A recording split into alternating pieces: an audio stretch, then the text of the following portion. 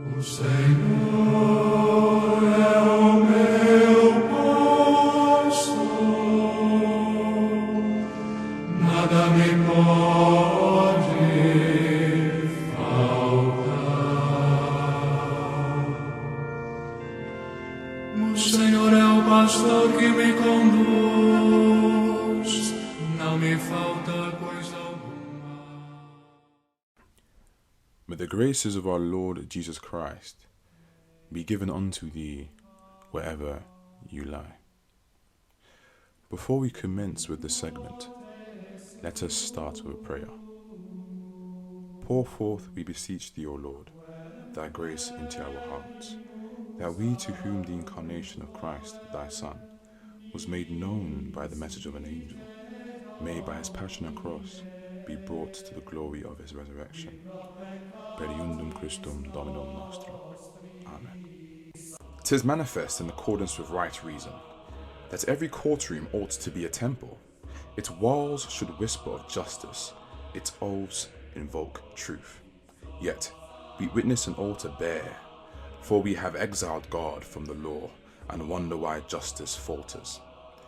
In this video here present, we may present an argument with conviction that law, to remain right and just, owes itself to be grounded in theology as her superior. To achieve such a task, we may set to prove the following. 1. Justice rightly understood depends on God for its function. 2. Law as an ordinance of reason derives and owes its authority to the eternal law. 3. The divorce from theology renders liberty and justice mutilated and thus not truly present. And 4th, therefore theology undergirds the very axis law rests. Now, concerning the notion of justice and how rightly understood, it depends on God for its vitality. We state this with the belief in mind that justice as a cardinal virtue perfects the will. It does so by inclining the subject to perpetually soliciting the acquisition of our last end. In other words, it holds as a prerequisite the act of giving to each their due. As Father Charles Coppens says in his brief text on Moral Philosophy, section 75, and I quote, "Justice perfects the will, inclining it to choose always that which tends to our true good and the attainment of our last end. As such, it is a general virtue and includes all the virtues.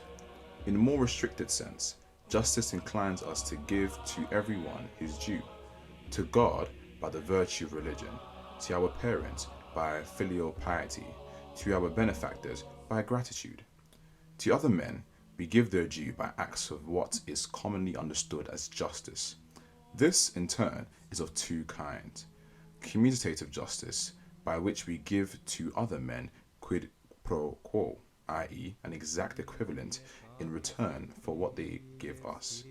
Distributive justice, a virtue of the ruler, by which he distributes the honor, rewards, burdens, etc. of the community according to the merits and conditions of his subjects. Wherefore justice, being a moral virtue, orders a man's actions towards another according to right reason. This due, however, is not arbitrary. It expresses a relation of equality between action and right, between person and person, or between will and truth. But a relation of equality presupposes a rule or measure by which equality is known, for equality cannot exist bereft of an immutable principle or standard. To call something just is to compare it to a rule, as a craftsman judges a circle by its center. Thus, we may draw a distinction proper between rational and formal necessity. First, rational necessity pertains to that by which the mind, by its natural light, can discern the concept of justice proper, that is, as aforementioned, the right to give each his due, to order the will to the good, and to act according to equality and truth. Considering formal necessity, however, concerns not the knowledge of justice as discoverable, but its being. For that which is known must correspond to a real measure in the order of being, or else it remains a mere abstraction. Ergo, Justice as an objective relation of due order must be founded in something that truly measures and gives form to that order. To truly unpack what this means, we may invoke the notion of relation here to explicate more fully. For when we conceive of a relation according to the diction of Father Charles Coppens, we witness, and I quote, "The category of relation is confined to the real relation, for all the categories express special manners in which things exist. It will be noticed that the mind cannot consider any relation without abstracting the foundation of that relation. And thus, relation is the accident denominating one thing as referred to another which it connotes, e.g., parent, greater, double, like, etc. For there can be no parent unless there be a child, etc. Every relation supposes three things: A subject which is related; B, a term to which it is related; C, a foundation of the relation, e.g., when we say virtue is more precious than metal, virtue is a subject of the relation, gold is a term to which it is related, and precious expresses the foundation of the relation, vis-a-vis price or value. Therefore, the foundation of the relation is a rule or measure to which we judge this relation as just or true. For if that rule or measure is mutable or subjective, then there exists not a uniform ground for equality. We may thus invoke the preceding scenario. Imagine a builder measuring with a bending rod. Every wall appears straight, yet none truly are. So too with justice. For if there is no fixed universal standard, every decree may claim righteousness, and no act can be judged unjust. Thus, justice without a supreme measure is a word without meaning. Only an immutable measure, something absolutely true and good, can ground the equality, so we speak, upon which justice depends. Human intellects and societies cannot serve as the ultimate measure, for they are mutable, finite, and often erring. But measure and measured must stand in an asymmetrical relation. The measure is that by which all else is determined, but it itself is undetermined by another. Justice may never be truly justice if it can err, for it seizes its very function in any case of deviation. Therefore, St. Thomas lays out the argument with an example ever so magnified. I quote, "I answer that, just as in every artificer, there pre-exists a type of the things that are made by his art, so too in every governor there must pre-exist the type of the order of those things that are to be done by those who are subject to his government. And just as the type of the things yet to be made by an art is called the art or the exemplar of the products of that art, so too the type in him who governs the acts of his subjects bears the character of a law, provided the other conditions be present which we have mentioned above in Article 90.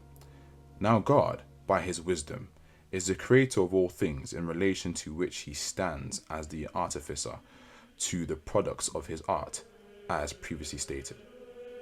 We may thus conclude this segment as follows. Justice is a relation of equality, and every equality presupposes a measure. The measure must be immutable and universal, lest justice lose all meaning. Only the divine intellect, eternal, perfect, and self-identical with truth, can serve as that measure. Therefore, all justice, even when rationally discerned, formally depends on God as its measure and exemplar. In other words, justice is not born of agreement but of measure. Every equal presupposes a rule, and every rule a mind that knows it. If man be the measure, justice sways with the passions of men. But if God be the measure, then justice stands unmoved, as eternal as the wisdom from which it flows. Segmentum secundum. Law as an ordinance of reason derives and owes its authority to the eternal law. This segment builds on the case previously established, for we now acknowledge that a rule and measure must ground justice to be applied. However, we will now be concerned with the latter part of the previous article, namely, what the measure is and what undergirds it. We thus present the following axioms. Axiom 1. Every rule ordering relation of equality, proportion, or rule, presupposes a rule or measure by which the ordering is determined. Axiom 2. What is to bind the practical reason and conscience must ultimately have an objective standard, i.e., truth and the good are ontologically grounded. Axiom 3. The eternal law is the exemplar and first principle of order in creation. Created reason participates in it and so knows and applies norms derived from it. This serves as a foundation of the relation previously established. Axiom 4. A cause that gives a thing its normative form or rule, the formal/exemplar principle, is the source of that thing's moral authority. We envision these axioms as so, for it be a human's will that is to bind the conscience, bereft of an immutable principle, then he is to bind the conscience of that individual to himself and not to justice. For St. Robert Bellarmine states, and I quote, "Although the will of the ruler suffices to some degree when the ruler is wise and the nation is small, yet it is absolutely necessary that the nation, if it is to be ruled rightly, must be ruled by laws, not merely by the will of the ruler. Those who made the laws did so without love or hatred, for they passed judgment concerning things remote from themselves. A ruler judges a present matter in which friends, relations, gifts, fears, etc. have an influence. Hence, judgment by law is the judgment of reason alone. The judgment of a man is a judgment of reason and passion, that is, of the man and of the beast." This is an issue because, by definition, to bind conscience is to place an obligation on practical reason. Practical reason judges about what ought to be done only in light of truth about the good. Without an objective standard, truth about the good, there is no intelligible ought. Hence, any genuine norm presupposes an objective measure. We see no other fit than the eternal law proper for this task, as the foundation for the relation of justice. For justice has as its very telos the object of law. Thus, we may state plainly that human law is law only insofar as it is the finite echo of the eternal law. Men may write statutes, but they do not make the measure.